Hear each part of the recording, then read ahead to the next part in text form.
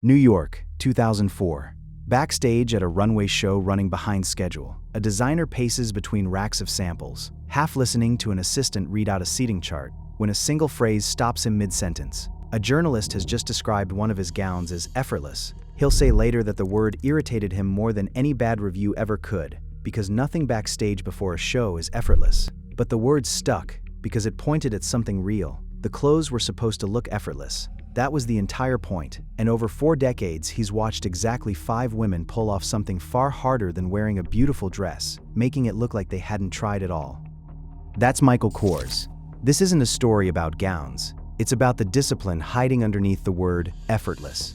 20 years writing about American fashion has taught me that if there's one designer whose entire career is a rebellion against fussiness, it's Kors. While European houses built reputations on visible craftsmanship, Kors built his on the opposite instinct. Sportswear elevated just enough to feel luxurious, never so much it stopped feeling wearable. That philosophy came from watching real women navigate real lives with an ease most designers spend careers failing to replicate on a runway. So when I built this list, I wasn't looking for who wore the most Kors gowns to the most events. I was looking for who taught him what effortless actually means. 5 women. 4 decades of watching closely. Let's start with the one who set the standard before he designed his first collection. Number 1. Jacqueline Kennedy Onassis. Kors has talked about watching Jackie Kennedy's public image from a distance on Long Island, the way an entire generation of Americans did.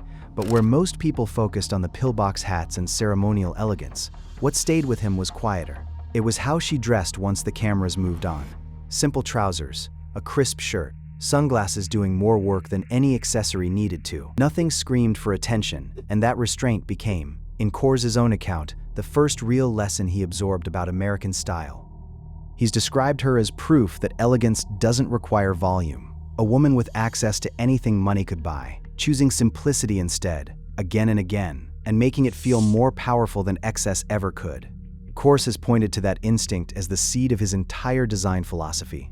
The most sophisticated woman in the room is often the one who looks like she got dressed in 5 minutes, even when every one of those 5 minutes was carefully considered. Decades later, he still cites her as the reason he distrusts any design that calls attention to its own effort. Number 2. Diane von Furstenberg. Kors and von Furstenberg belong to the same generation of American designers who believed fashion should serve real women's lives, not the other way around. He's spoken about her personal wardrobe embodying that philosophy as completely as her own designs did.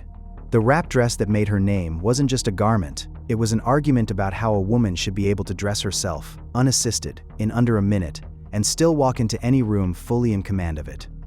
What struck Kors wasn't just the professional achievement, it was watching her live inside that philosophy personally, decades after the dress made her famous, never treating ease as something reserved for casual moments, swapped out for formality when it counted.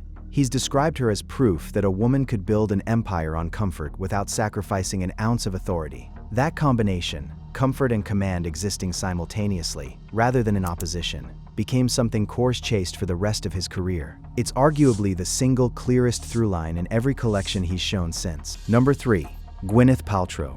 By the time Kors was dressing a new generation of American celebrities, Gwyneth Paltrow had become, in his own words, one of the clearest examples of a quality he was always hunting for in a muse: the ability to wear something incredibly simple and still look more considered than anyone else in a room full of elaborate gowns. He's talked about dressing her for red carpets specifically because she never fought the clothes, never over-accessorized, never layered on drama the garment itself didn't need. That restraint is harder to direct than people assume. Handed something minimal, most public figures instinctively want to add more jewelry, more visible effort to justify the appearance. Kors has singled out one fitting in particular, where Paltrow reportedly asked him to remove a necklace he'd added at the last minute, telling him the dress was already saying everything it needed to. He's described that instinct, knowing exactly when to stop, as rarer than talent itself, and harder to teach than any technical skill in the studio. Number 4. Kate Moss. What actually shaped Kors's thinking about Kate Moss wasn't the modeling career, the campaigns, or the magazine covers. It was watching how she dressed off-duty, entirely outside any professional context. The borrowed men's coat, the worn-in boots, an outfit that looked thrown together in 30 seconds and somehow photographed better than anything meticulously planned. That instinct, looking put together while visibly not trying, is exactly the tension Kors has spent his career attempting to manufacture on purpose in a design studio, an inherently strange task, engineering the appearance of not having engineered anything at all. He's credited her personal style, more than her runway work, with sharpening his understanding of how genuine ease reads differently on camera than anything staged to look casual. The difference is subtle, but according to Kors, it's the entire gap between a look that feels alive and one that feels like a costume. Number 5. Michelle Obama. Here's something worth correcting, because there's a version of this story that flattens Michelle Obama's influence into simple politics, and it misses what actually shaped Kors' thinking. People assume dressing a first lady is fundamentally about caution, that under that level of scrutiny, the smart move is safety, formality, clothing designed to disappear rather than express anything at all. Kors has been specific that what actually struck him was the opposite instinct entirely. Nearly everything a first lady wears gets photographed from every angle and picked apart for meaning it may never have carried.